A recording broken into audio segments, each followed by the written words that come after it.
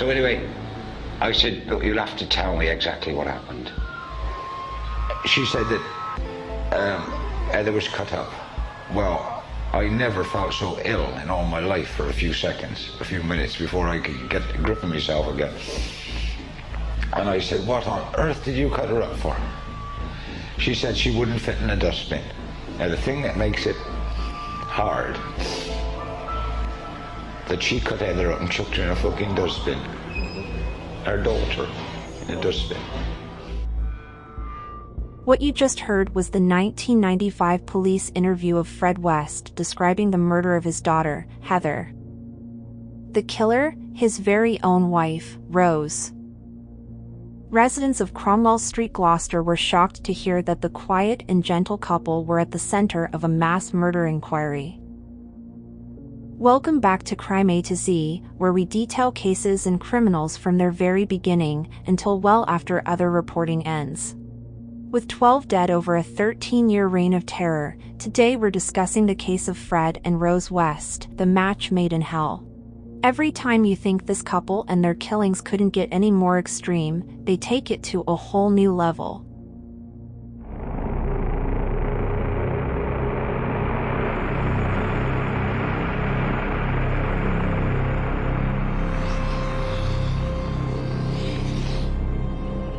Born on September 29, 1941 in a tiny village in Herefordshire, England, Fred West's upbringing was by no means idyllic. The eldest of 6 surviving children by parents Walter and Daisy, the family lived in a 2-bedroom cottage rented from Walter's boss. Growing up, Walter instilled fear in his children through abuse, rape, and even bestiality. By the age of 12, Fred found himself subject to sexual abuse not only from his father but his mother, Daisy, as well. In school, Fred struggled both socially and academically and would regularly find himself at the receiving end of the cane. At just 15 years old, he dropped out and found work as a farmhand. 2 years later, in November 1958, Fred was involved in a horrific motorbike accident which would leave him in a coma for 8 days. Despite the prognosis not looking good, Fred survived, but reminders of the crash would live with him for the rest of his life. One of his legs was shorter than the other and a traumatic brain injury made him prone to sudden fits of rage. Just 2 years later, Fred would wind up comatose again after fracturing his skull by being pushed down a fire escape by a woman who caught him attempting to put his hand up her skirt. His behavior only got worse after this.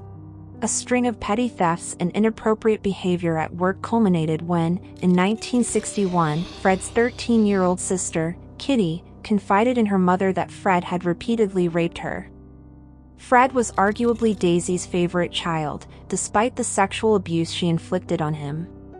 And at first, she chose to believe that her golden boy could do no such thing. But his sister had undeniable proof. She was pregnant.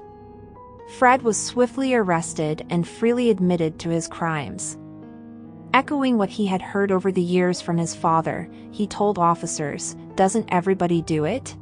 The family was torn apart, and many disowned Fred.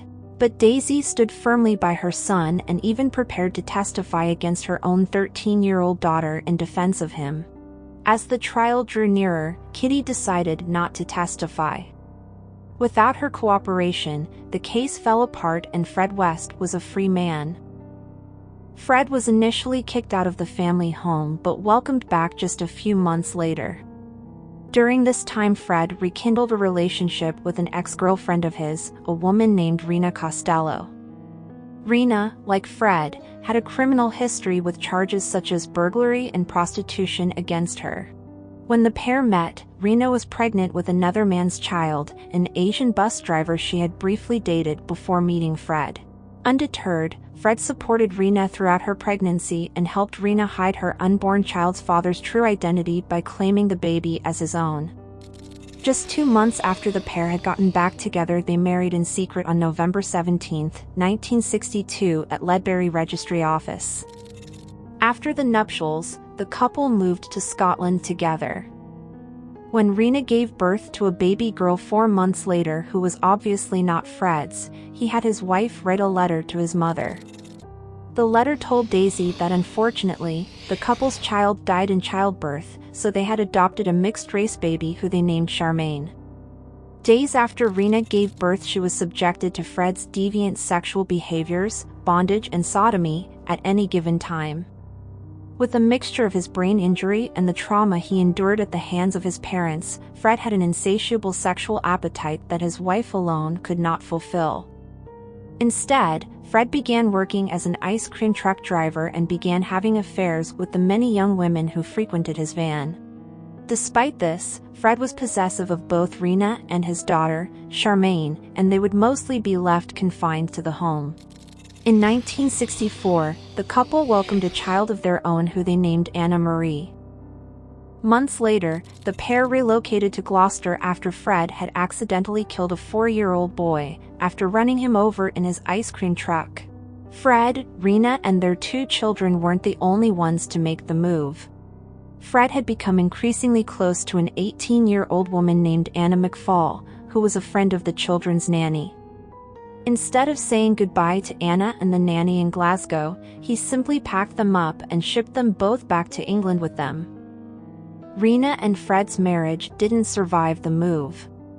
Shortly after the move, Rena returned to Scotland along with the nanny, leaving the 2 children in Fred's care. By the time Rena returned in July 1966, Fred was living in a trailer with their 2 children and Anna McFall, the nanny's friend, who would soon find herself pregnant with Fred's child. Once Rena returned, Anna began putting pressure on Fred to divorce Rena. Instead of heeding her demands, Fred hatched a plan to dispose of his mistress and reunite with Rena. In May 1967, Fred murdered Anna, dismembering her body and burying her and their unborn child in a shallow grave. She would be classified as a missing person for years. Shortly after the murder, Rena moved into the trailer with Fred and their children and began working as a prostitute again to earn money for the family. Despite their attempt at making the marriage work, Rena eventually left Fred and her children once again and moved back to Scotland. Fred met Rosemary West on her 15th birthday, November 29, 1968. Like Fred, Rosemary, or Rose as she's usually referred to, had endured a troubled upbringing. Her father, Bill Letts, was a schizophrenic violent tyrant who demanded obedience from his wife and children and would go to extreme lengths to achieve it. It is alleged that Bill sexually abused Rose from a young age, all the way into her teens. And her mother, Daisy Letts, struggled with depression and had been in and out of hospitals for electroshock therapy treatment all the way up until Rose was born. Growing up, the family struggled for money, with Bill working a number of low-paying, low-skilled jobs which he would frequently be fired from. At school, Rose didn't have it any easier. She was teased by her classmates for her weight and appearance. She became reclusive and angry, attempting to attack classmates as they jeered. As a teenager, and likely due to her father's abuse, Rose would engage in alarming sexual behaviors, from walking out of the bathroom naked in front of her father, to even getting into her brother's bed and assaulting him. Rose would meet up with men much older than herself and sleep with them, going out alone late at night in secret. And so, on her 15th birthday in 1968, when she met a man 13 years her senior at a bus stop, it didn't take long for him to seduce her. The man, of course, was Fred West. Rose's parents were less than thrilled when they met her new boyfriend, even threatening to call social services to report the relationship. Instead of listening to her parents, Rose decided to move into Fred's trailer and began caring for his 2 children. Soon after moving in, Rose quickly realized she had met her match, at least sexually. Fred brought her into a world of deviant, torturous sex and encouraged her to sleep with other men and even go into prostitution. But Rose's parents hadn't given up yet. In August 1969, she was taken from the trailer by authorities and sent to a home for troubled teens. While there, she wasn't allowed contact with anyone except her parents, who never came to visit her. After 3 months at the home, Rose turned 16 and was able to leave, running straight back to Fred. But Fred wasn't there. Fredrin, Anna Marie and Charmaine had been placed into temporary foster care. Once Fred was released, he moved back into the trailer with Rose and his 2 children. This enraged Bill Letts, who called the police to return his daughter home to him. But when the police arrived, they discovered that 16-year-old Rose was pregnant with Fred's child. Rose's parents gave her an ultimatum to abort the child, but Rose stood firm by Fred, continuing with the pregnancy against her parents' wishes. By 1970, the pair had moved into an apartment together on Midland Road in Gloucester. Shortly, Rose was left alone while heavily pregnant to care for Charmaine and Anna Marie. Rose eventually gave birth to a daughter, Heather, alone, on October 17, 1970. But, instead of looking forward to the future, things would only get darker from there. Rose didn't much care for Fred's other children, especially Charmaine. While Fred was in prison, Rose would regularly starve and beat both sisters. Rose would become particularly angry with Charmaine, who refused to cry when subjected to Rose's abuse, which made her strike the child even harder. In June 1971, shortly before Fred was due to be released, Charmaine disappeared. Rose told anyone who asked that her mother Rena had come to collect Charmaine and that she was back in Scotland. That was believed, at least for a while. In reality, Rose had murdered Charmaine, and once Fred was released, she tasked him with hiding the body of his adopted daughter under the kitchen floorboards. As he had done years before with Anna, Fred removed Charmaine's fingers, toes, and kneecaps. She was just 8 years old. The cover-up of Charmaine living in Scotland with her mother wouldn't last long. 2 months after Charmaine was murdered by Rose, Rena turned up back in Gloucester and demanded to know where her daughter was. Left with the realization that their secret would soon come out, Fred invited Rena over to the flat, plied her with alcohol and strangled her in the living room, killing her. Cutting off the fingers and toes from her body, he collected Rena's remains and buried them close to where Anna McFall's corpse lay. And with that, the couple were able to continue excusing Charmaine's disappearance. On January 29, 1972, Fred and Rose were wed. 5 months later, on June 1st, the pair welcomed their second child, a daughter they named May June. Now a family of 5, the Wests needed somewhere bigger to live and soon found themselves moving into 25 Cromwell Street in Gloucester. During this time, Fred encouraged Rose to begin prostituting herself for money, converting one of the bedrooms into her workplace where she would service clients. A red light was placed outside the door to warn the children to stay away while Rose worked. Fred also drilled a peephole into the bedroom from the room next door so he could watch his wife sleeping with other men. One of the men that used Rose's services was her very own father, who frequently visited the Cromwell Street home. In October of the same year, Caroline Owens, a 17-year-old girl, was hired to be the West children's nanny. However, when Fred and Rose invited Caroline to join their brutal sex circle, she quit the job. Months later, on December 6th, Caroline revisited the home upon their invitation. Once inside, both Fred and Rose brutally sexually assaulted her and made an attempt to hold her hostage, angered that she had left them months before. Caroline bargained for her life, pleading with Fred to let her go and telling him that she would resume her role if he did.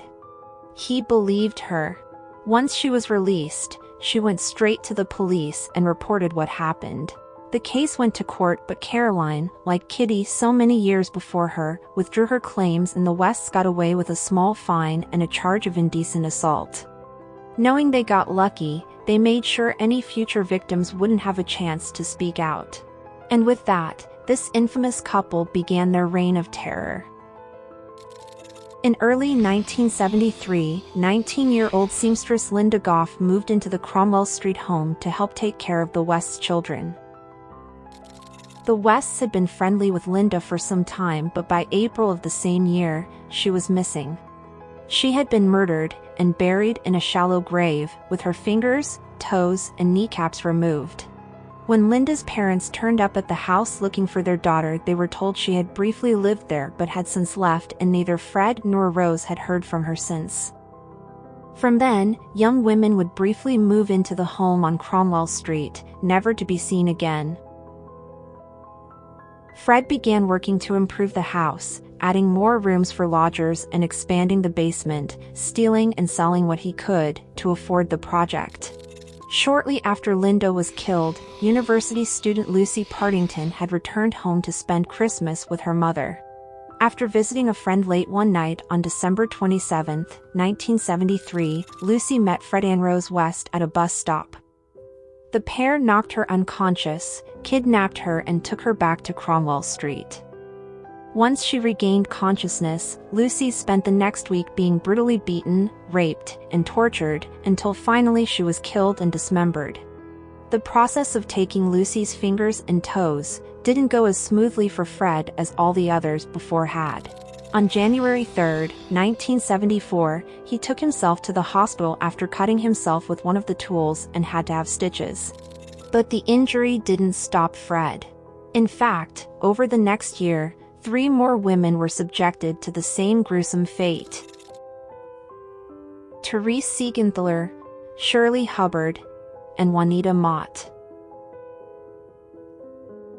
All 3 were buried underneath the basement floor.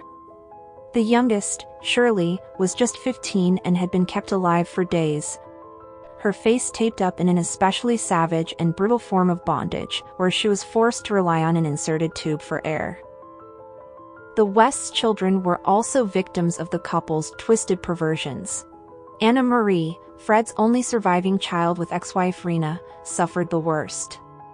She was raped, tortured, and starved by not only her father and Rose, but Fred's friends as well. When I was 8, and Rosemary ripped all my clothes off me. And I was made to lie on the floor. And I was very frightened. And I was panicking because I couldn't breathe, and I was gagged. They put a ripped sheeting across my mouth and tied it at the back, and then they put some, I would know it is black carpet tape across my mouth. Dad said to me that what they were doing, all fathers do it, and it would make me a better person and a good mother, and I shouldn't complain. I should be thankful that they're good parents to me to do this to help me.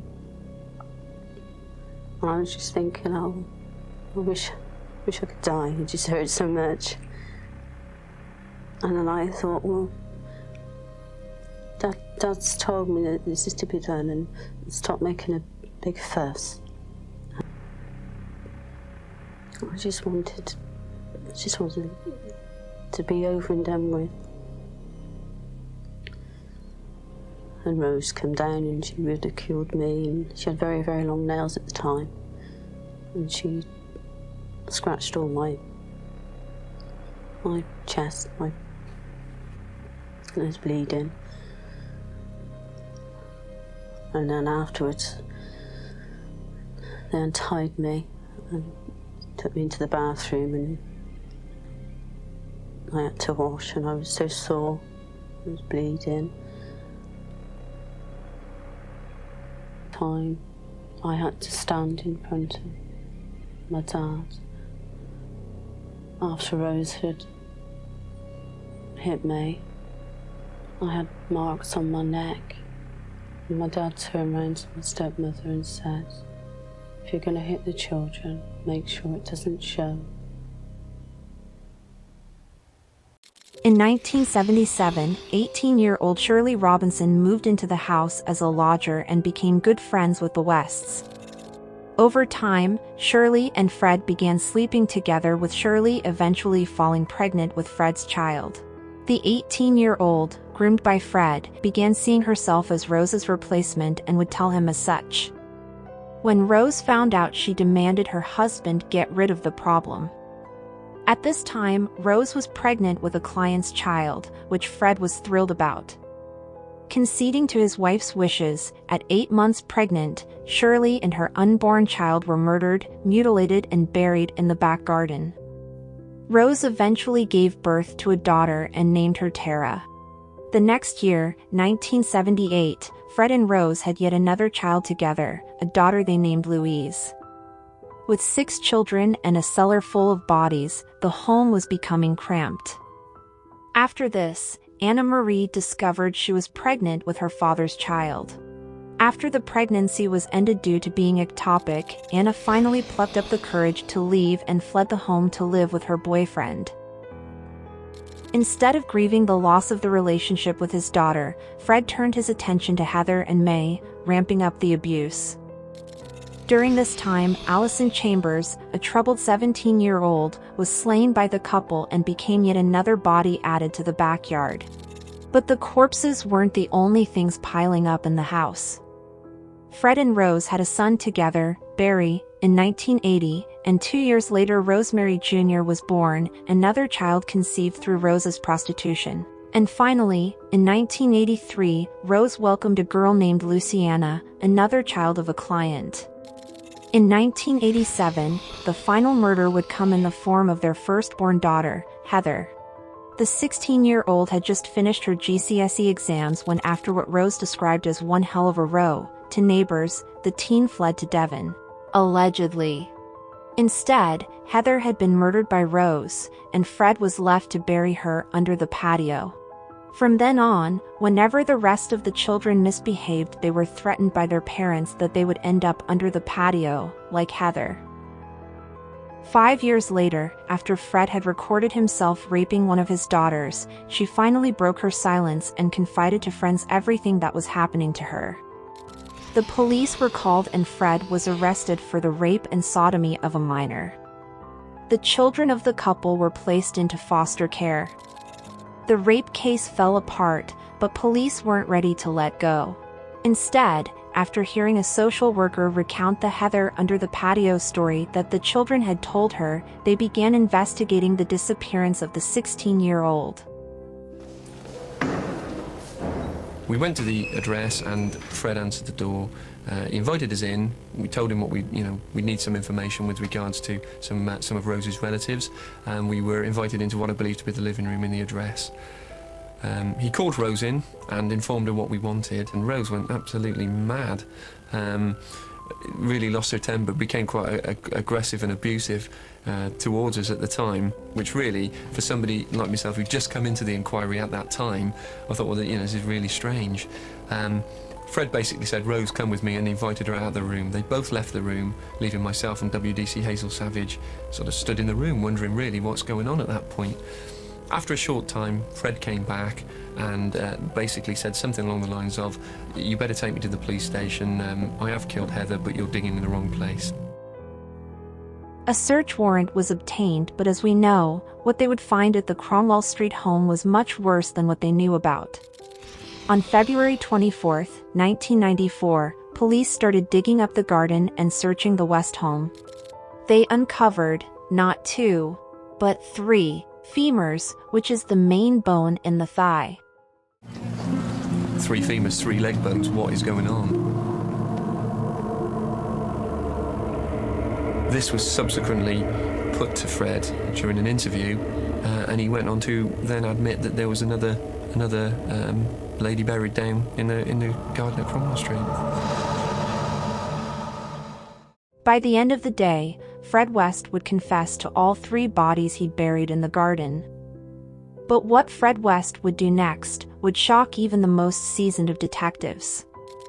On March 4th, John Bennett, the detective on the case, was about to receive a note from his solicitor.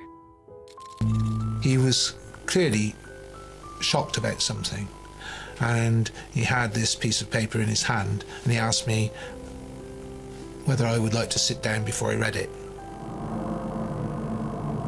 The note said, I, Frederick West, authorised my solicitor to notify Superintendent Bennett that I wished to admit to an approx 9 further killings, signed Fred West.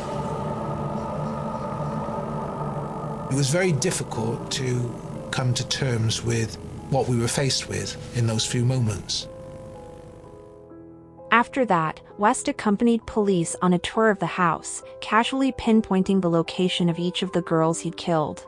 We went there, I think maybe 1 or 2 o'clock in the morning, certainly very late at night, when there was no one around, because we didn't want to be seen by the media and we didn't want a circus. We gave Fred a spray can and he sprayed points on the floor of the cellar where he'd buried various young women.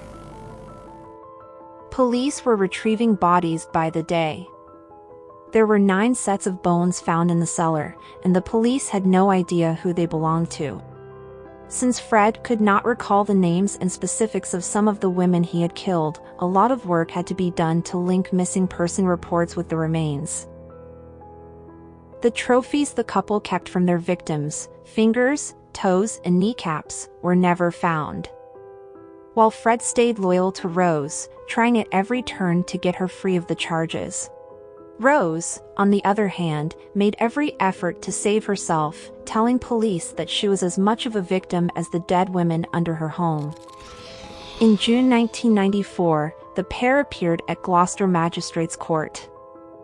Fred was charged with 11 murders and Rose with 10. The media gathered to support the families of the victims. In December 1994, Fred wrote to Rose saying, "We will always be in love, you will always be Mrs. West, all over the world." Just over 2 weeks later, on New Year's Day while being held awaiting trial, Fred West was found dead in his cell. He had hung himself with strips of bedsheets before his trial even began. On November 22, 1995, after little deliberation by the jury, Rose was found guilty of the 10 murder charges. She was sentenced to life imprisonment for each count, never to be released.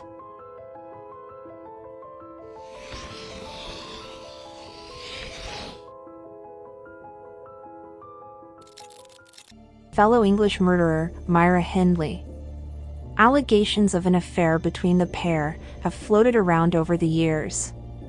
Rose spent time at prisons in Middlesex and County Durham, and as of the filming of this video in 2022, now lives within the confines of New Hall Prison in West Yorkshire. Sadly, Rose seems to have enjoyed most of her prison life. At the prison in County Durham, she changed her name to Jennifer Jones in order to distance herself from her crimes. She attended yoga classes, the gym, and even started a hairdressing service for other inmates despite only being allowed blunt-nosed scissors. Reports would frequently come out over the years that she was a frail old woman with poor health, but inmates have disputed those claims, with one reporting that Rose receives massages, is able to listen to music, and even won a bake-off competition in 2018. When Joanna Dennehy, another of Britain's most heinous criminals, was sentenced to serve at Rose's previous prison, she threatened Rose's life, so Rose was moved to where she now stays at New Hall Prison. Reports are that she was inconsolable when she was told she had to leave. However, once she settled in at the 30-bed Rivendell House unit at New Hall Prison, named after Lord of the Rings, Rose appears to have sprung back into making the most of her living arrangement. At Rivendell House, inmates, all of whom are women, live in rooms, not cells, with an ensuite bathroom and space for different trinkets, of which Rose has many. Rivendell House boasts a positive ethos, and inmates enjoy views of green open space and a quiet area with comfortable chairs with books and magazines to relax. Today, Rose West spends her days knitting and hosting a book club, and when challenged about her crimes, simply tells questioners that she is not Rose West anymore. A comfortable life for one of the most remorseless killers who ever lived. We were disappointed to learn that someone who so callously took the lives of so many is enjoying such a comfortable prison life. Some countries consider criminals' time away from normal society punishment enough. What's your opinion? Let us know in the comments, and if you want to see more videos like this one, please be sure to hit like and definitely hit subscribe so you never miss a single video.